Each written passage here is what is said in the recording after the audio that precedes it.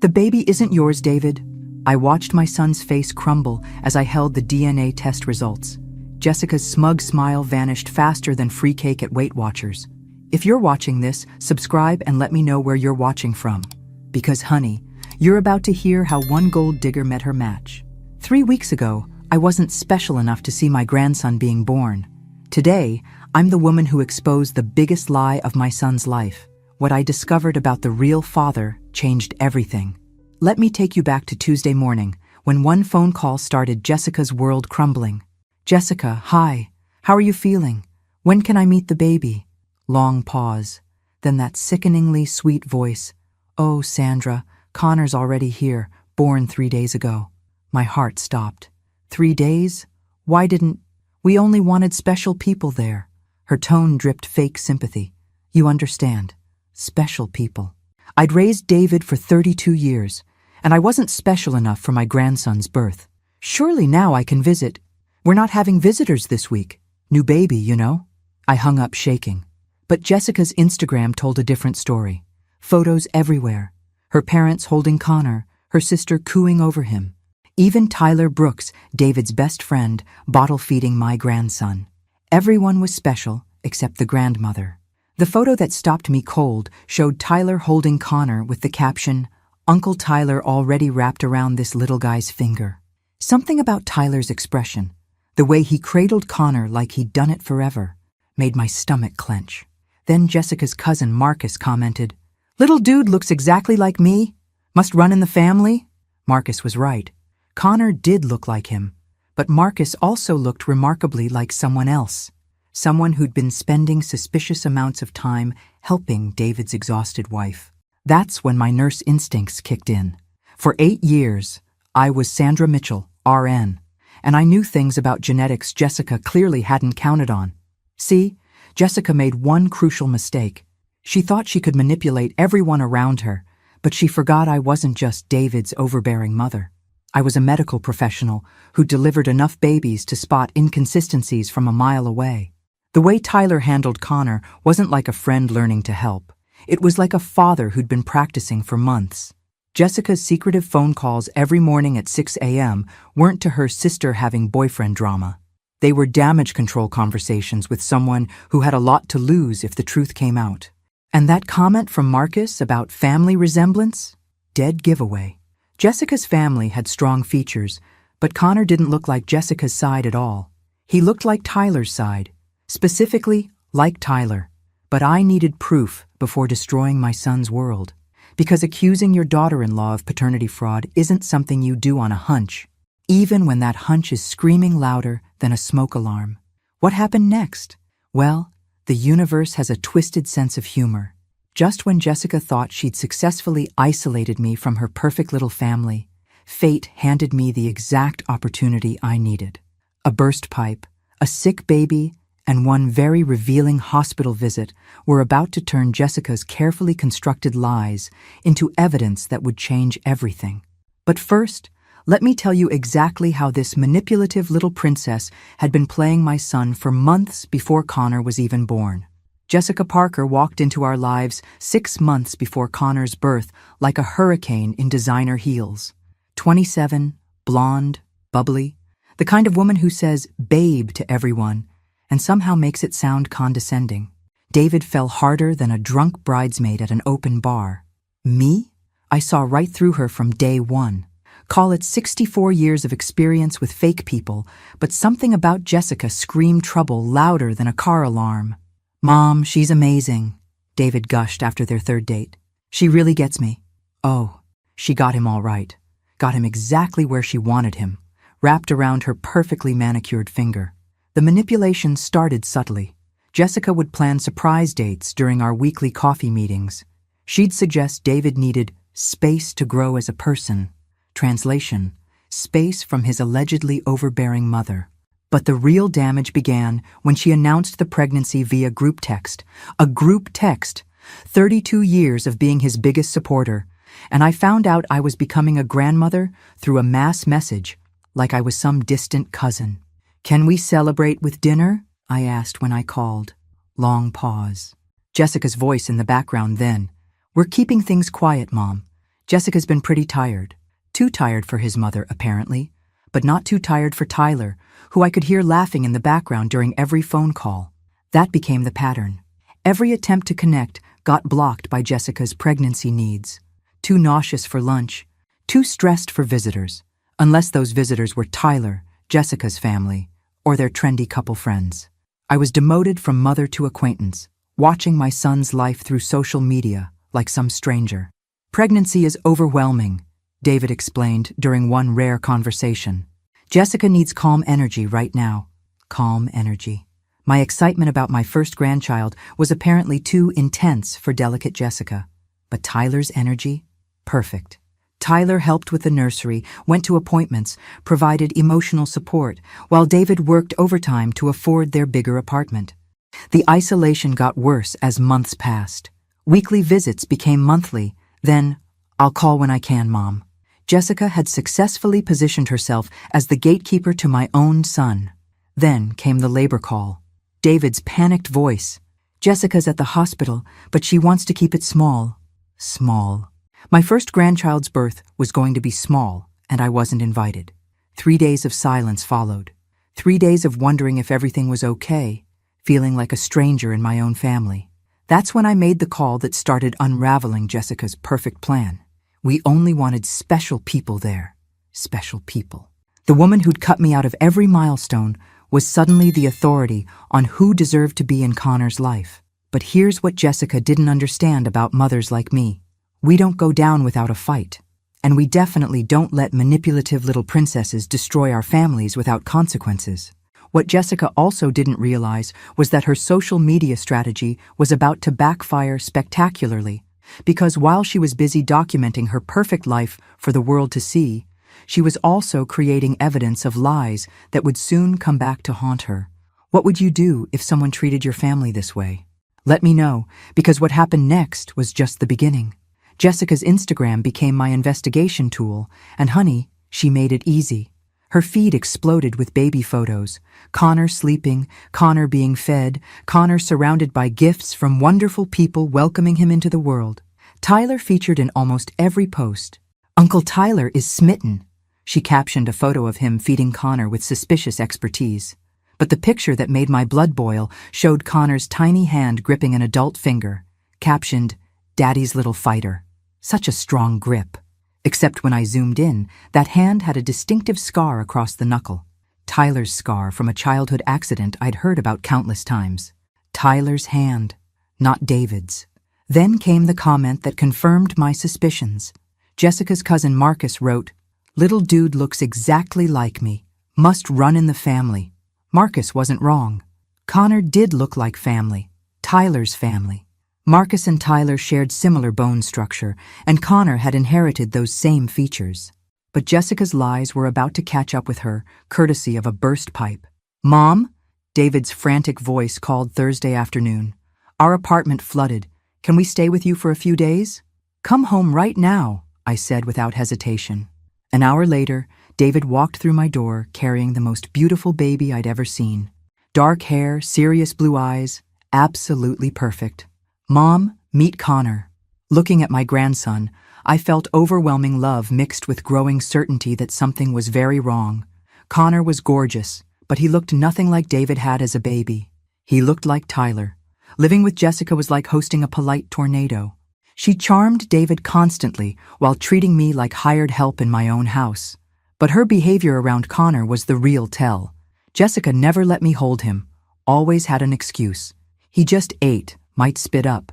He's been fussy, needs mommy. Due for a nap soon. Meanwhile, Tyler got unlimited access. He could feed Connor, change him, rock him to sleep. Tyler could do everything I, as grandmother, was apparently too incompetent to handle. "Tyler's so natural with him," Jessica cooed as Tyler bounced Connor expertly. Too natural.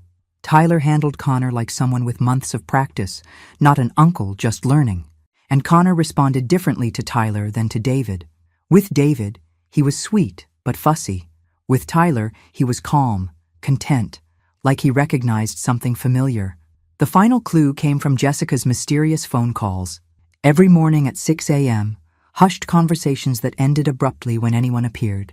"Just my sister," she'd lie. Boyfriend drama. Except Jessica's sister worked night shifts in Portland, hardly convenient for dawn phone calls. One morning, I got up early and heard her pacing the kitchen. "No, you can't come here," she whispered urgently. "Sandra's already suspicious. Tyler, we have to be smart about this." Tyler. Jessica was coordinating with Tyler about avoiding my suspicion. That afternoon, Connor spiked a fever. "Sandra, can you drive us to the hospital?" Jessica asked, panic replacing her usual smugness. Hospital, where there would be medical records and blood work. Sometimes the universe has perfect timing. Jessica's careful lies were about to meet my medical knowledge, and only one of us was going to survive that collision. What I discovered at St. Mary's Hospital didn't just confirm my suspicions.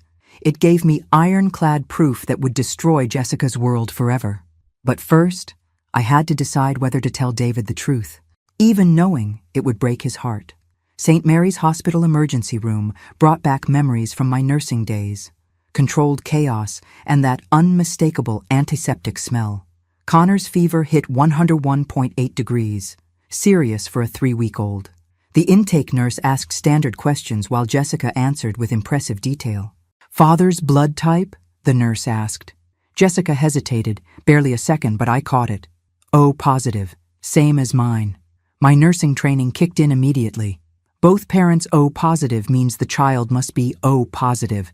Basic genetics, impossible to fake. But something nagged at me. Jessica had mentioned David's father was AB negative during earlier conversations, unusual enough that I'd remember. If David's dad was AB negative and I'm O positive, David couldn't be O positive. Either Jessica was lying about blood types, or Connor wasn't David's son. Dr. Martinez examined Connor thoroughly. "I'd like blood work to rule out infection." Jessica went pale. "Is that really necessary?" Standard protocol for newborn fevers. The blood draw was quick. But Jessica's hands shook afterward, not from new mother nerves. This was specific fear about blood work. While waiting for results, I took a bathroom detour past the nurse's station. Old habits die hard. I could read upside-down charts from 3 feet away. What I saw made my world tilt. Blood type. AB positive. AB positive. If both parents were O positive like Jessica claimed, their child could not be AB positive. Genetically impossible. But Tyler Brooks was AB positive. I'd overheard him joking about being a universal receiver during office blood drives. AB positive, just like Connor. Doctor. Martinez returned with good news. No infection. Simple viral thing. Should resolve on its own. As we left, he handed Jessica the blood work results. "For your records." She took them without looking, probably planning to discard them. But I'd seen everything I needed. The ride home was tense. Jessica seemed relieved, but shaken. I stayed quiet, processing information that would shatter David's world. But my son deserved the truth, even if it destroyed him. The next morning, I found David staring into his coffee cup like it held life's answers. "David, what's your blood type?" He blinked, confused. "A positive." "Why?" "Are you certain?" "Of course. Donated blood in college, insurance physicals, definitely A positive." I showed him Connor's hospital results on my phone. Connor's blood type is AB positive. If you're A positive and Jessica's O positive, Connor cannot be AB positive. It's genetically impossible. The words hung between us like a ticking bomb. David stared at the evidence, understanding dawning like a terrible sunrise. But that means either Jessica lied about blood types or Connor's father isn't who we think. I told him about the secretive calls, Jessica's hospital panic, how Tyler handled Connor with suspicious expertise. "Tyler's blood type is AB positive," I finished. "I heard him mention it." David went completely still. "My best friend, who's been helping while I work overtime to support his baby." "I think so. I need proof. DNA test. Before I confront anyone, I need absolute certainty." 3 days later, David held an envelope containing the truth about his marriage. His hands trembled as he opened it and read the single page inside. Probability of paternity, 0%. 0%. Connor wasn't David's son. "What do I do now?" he whispered. "Now you decide what kind of man you want to be." That evening would bring the confrontation that ended Jessica's lies forever. I made myself scarce when David got home, but the shouting carried through every window in the neighborhood. How could you do this to me? David's voice cracked with betrayal as Jessica's world crumbled in my living room. Those results are wrong, Jessica screamed back. Someone tampered with them. The audacity was breathtaking. Caught red-handed, she was doubling down on lies. Nobody tampered with anything. I collected the samples myself. Your mother hates me. She probably switched them or bribed the lab, actually blaming me for her deception. This girl had stones, I'll give her that. My mother isn't some criminal mastermind bribing DNA labs. She's been trying to break us up since day one. Jessica, stop. I know Connor isn't mine. The blood types, your behavior, Tyler being here constantly. Tyler's helping because he's a good friend. Good friends don't father their best friend's children. Deadly silence. Is Tyler Connor's father? David's voice dropped to a whisper. Another devastating pause. Jessica, answer me. David, I love you. Yes or no? More silence, then dramatic sobbing. Performance art at its finest. Answer me. Yes, she screamed. Tyler is Connor's father. Happy now? The silence that followed was deafening. How long? David barely whispered. 6 months. Maybe 7. The entire pregnancy. You were screwing him while pregnant with his baby and letting me think it was mine. It wasn't supposed to happen. What was the plan? Let me raise Tyler's son forever? That's when Tyler's voice joined the disaster. Jessica, what's the shouting about? Perfect timing, as always. Tyler, David said, his voice lethal. We were just discussing you. Did you know? When she got pregnant, did you know it was yours? Silence. Answer me. Yes, I knew. And you were going to watch me raise your son without saying anything? I couldn't take it anymore. I walked into my living room, where 3 adults were destroying each other over one innocent baby. Hello, Tyler, I said pleasantly. How lovely to see you. Tyler looked ready to disappear into the floor. Jessica was a mess of tears and smeared mascara, but that calculating look remained in her eyes. You know what's sad, Jessica? Connor deserves parents who love him enough to tell the truth. Instead, he got a mother who treats him like a meal ticket and a father too cowardly to claim him. Sandra, you isolated my son from his family, convinced him I was the problem, then used my grandchild as a weapon. Except he's not my grandchild, is he? David stood abruptly. I'm going for a drive. When I come back, I want you both gone. Take Connor and get out. The door slammed behind him. Well, I said to Jessica and Tyler, this is awkward. Jessica's desperate final moves were still coming. Tyler fled immediately, mumbling about giving Jessica space before vanishing like smoke. Jessica wasn't finished fighting. Sandra, please, she sobbed, clutching Connor. Help me fix this. Fix systematic deception and betrayal? That's not really my specialty, sweetie. David loves me. And Connor. David loved who he thought you were, and the child he thought was his. Neither exists. Biology doesn't matter when it comes to love. The girl's audacity could power a small city.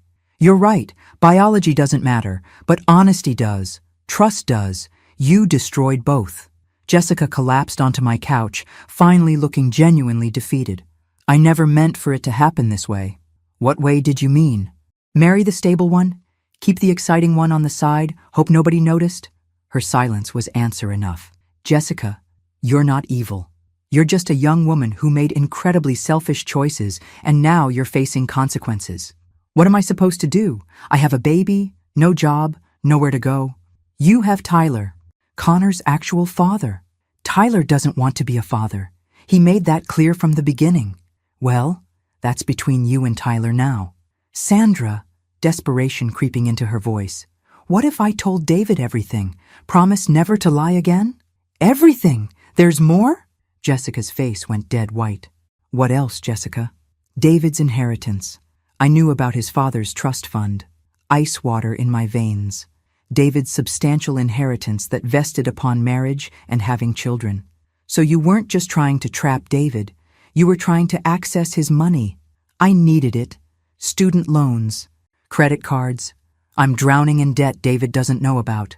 You married him, got pregnant with another man's child, and planned to steal his inheritance. It wasn't supposed to hurt anyone. You didn't give him a choice. David's car pulled into the driveway. Are you packed? he asked, walking in with grim determination. David, please. We talked. You lied for months, slept with Tyler, used a baby to access my inheritance. What's left to discuss? I can explain about the money.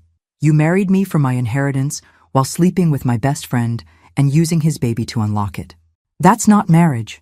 That's fraud. He picked up her suitcase. Tyler's waiting outside. Go. I really did love you, she whispered. Maybe, but you loved yourself more. Jessica walked out, taking Connor with her. After they left, David and I sat in blessed silence. I feel like an idiot. You're not an idiot. You trusted your wife. That's what marriage should be. But we weren't done with Jessica yet. Desperate people do desperate things, and Jessica was about to get very creative with her revenge attempts. 3 days later, Jessica launched her social media revenge campaign. Her Instagram filled with heartbreaking posts about being a young mother abandoned by her family. When people show you who they really are, believe them. Connor and I are learning to be strong without the support we thought we had. Single mom life, stronger than yesterday. Each post got dozens of sympathetic comments from people who had no idea what actually happened. Jessica was painting herself as victim of cruel abandonment, not perpetrator of elaborate fraud. But social media pity wasn't paying her bills. David, I said, finding him staring grimly at his laptop. What's wrong now? Jessica's threatening to sue. He turned the screen toward me. Her email demanded David continue paying child support, claiming he'd established a parental relationship that created financial obligations. She wanted health insurance, rent money, and therapy for Connor's abandonment trauma. Therapy for a month-old's abandonment trauma. The girl's creativity was impressive. Can she legally do this? David asked. Let's find out. I called my sister-in-law, Rebecca, a family attorney specializing in exactly these situations. Rebecca reviewed Jessica's demands with professional skepticism. She's fishing. 3 weeks of acting as father while being deceived about paternity won't create financial obligations in most states. So she's bluffing. Her timeline doesn't add up. David lived with Connor 1 week after being systematically lied to. Plus, this abandonment therapy demand makes her look opportunistic rather than genuinely concerned. What do we do? Call her bluff. I'll draft a response making clear David isn't the father, was deceived about paternity, and any responsibility lies with Tyler Brooks. 2 days later, Jessica called David, sobbing. David, please, Tyler disappeared. He quit his job, gave up his apartment. I don't know where he went. Tyler's not my problem, Jessica. He's Connor's father. Finding him is your responsibility. I don't have money, can't afford rent, daycare, anything. You should have considered that before sleeping with someone who wasn't ready for fatherhood. Please, David. Not for me, for Connor. He doesn't deserve this. David's response made me proud. You're right. Connor doesn't deserve this. He deserves a mother who makes better choices and a father who takes responsibility. Unfortunately, he got stuck with you and Tyler. David, don't call me again. He hung up, hands shaking slightly. That was harsh, he said quietly. That was necessary. Jessica created this mess. Now she lives with consequences. But Jessica had one final card to play, delivered by the most unexpected messenger, Tyler's mother. Because when people get desperate, the truth comes from surprising places. Tyler's mother, Carol Brooks, called that Tuesday, voice shaking with emotion. Sandra, I need to talk to you and David. Can I come over? She'd been like family for 15 years, countless holidays, watching the boys grow from college friends into men. Today, she looked fragile, broken. Tyler came to see me 3 days ago, she began, barely whispering. He told me everything. David poured coffee while we waited. He's been running since Connor was born. He knew the baby was his, but never wanted to be a father. Thought if he disappeared, David would keep believing Connor was his. He was going to let me live a lie forever. David's jaw clenched. Yes, because he was too much of a coward to face responsibility. Carol pulled papers from her purse. But that's not why I'm here. Jessica's been blackmailing Tyler. My blood chilled. Blackmailing him how? The papers were text message printouts between Tyler and Jessica. Send me $800 for rent, or I'm telling David everything. Baby needs formula. $200 should cover it. Don't make me ask David instead. Saw a lawyer today. Want me to tell them who the real father is, or handle this privately? Pages of systematic extortion. She was bleeding Tyler dry while manipulating David for security, I said, pieces clicking together. When David discovered the truth, she lost leverage over Tyler, so she tried legal threats against David. When that failed, she gave Tyler an ultimatum: marriage or public humiliation. So Tyler ran. Rather than face consequences, yes, he quit everything and disappeared. Carol broke down crying, heartbroken sobs for the son who'd become someone she didn't recognize. I went to see Jessica yesterday, she continued through tears. You what? Wanted to tell her what I thought of someone who'd destroy 2 families for selfish purposes. What happened? She asked for Tyler's contact information. When I said I didn't have it, she wanted me to support Connor financially for Tyler's sake. She asked you to pay for Tyler's child? Said Connor was my grandchild. Didn't I want him to have a good life? Even in desperation, Jessica was working angles. I told her Connor deserved better than a mother who thought blackmail was acceptable parenting. After Carol left, David and I processed everything quietly. Tyler's vanished. Jessica's broke and desperate. Connor's paying the price, David said. That's about right. I almost feel sorry for her. Almost. She made her choices. Every step was manipulation over honesty, blackmail over responsibility. For the first time in months, David looked peaceful, free. You know what's funny? Jessica said she only wanted special people around Connor. The most special person was the grandmother she tried to keep away. How's that? You figured out the truth, saved me from living a lie, loved Connor enough to ensure he had an honest start, even knowing it meant losing him. 3 months later, we learned Jessica's final chapter. Sometimes karma writes better endings than revenge ever could. 3 months later, social media delivered Jessica's final chapter. Gone were her perfectly curated posts about single motherhood strength. Her last Instagram post was a grainy photo of a small apartment. New chapter, learning what really matters. The comments told the real story. Her sister, proud of you for finally getting help. Her mother, Connor deserves the stable life you're building. Getting help. Stable life. The master manipulator was apparently learning honesty. David learned the details through mutual friends. Jessica had been evicted when Tyler's blackmail money stopped flowing. With no income and nowhere to go, she'd moved back with her parents in Ohio. She's working at her dad's hardware store, David told me, living in her childhood bedroom, therapy twice a week. And Connor? Happy and healthy. Jessica's parents are helping raise him while she gets her life together. Despite everything, I felt relieved. Connor deserved stability and love. Any word on Tyler? David's expression darkened. Carol heard from him last month. He's in Seattle, working construction under a different name. Sends money occasionally, but wants no contact. So Tyler got his wish. Clean slate, no responsibilities. But running from problems doesn't make them disappear. How are you feeling about all this? I asked. Honestly? Free. David smiled genuinely for the first time since this mess began. I spent 2 years walking on eggshells, trying to make Jessica happy, wondering why nothing I did was enough. Now I know. Because she wasn't capable of being happy with just me. And Connor? I'll always love that little boy. But he's not my son, and pretending otherwise wouldn't help anyone. David paused. The hardest part wasn't losing Connor. It was losing trust in my own judgment. Your judgment was fine. You trusted someone systematically lying to you. With help from my very smart mother who saw through it all. We sat in comfortable silence, watching sunset through my kitchen window. The house felt peaceful. No tension, no deception, just a mother and son who'd weathered a storm together. So what now? I asked. Now I rebuild. Find someone who actually loves me for me, not my bank account. He grinned.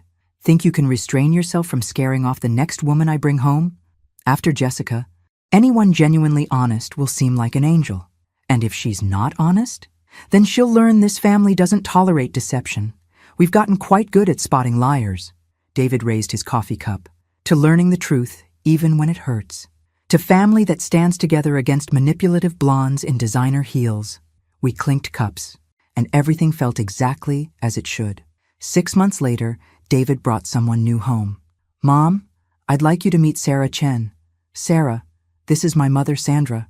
The woman beside David was petite, dark-haired, with honest eyes and paint stains on her fingers. No designer clothes, no calculated charm, just genuine warmth. "Mrs. Mitchell, David's told me so much about you. I've been looking forward to this. All good things, I hope? He said you're the smartest woman he knows and that you saved him from making the biggest mistake of his life." Interesting. Most people would have gotten a sanitized version of the Jessica disaster. "David tells me you're a teacher?" "Elementary school, 3rd grade. Sarah's face lit up. "Chaotic and wonderful and exactly what I always wanted to do."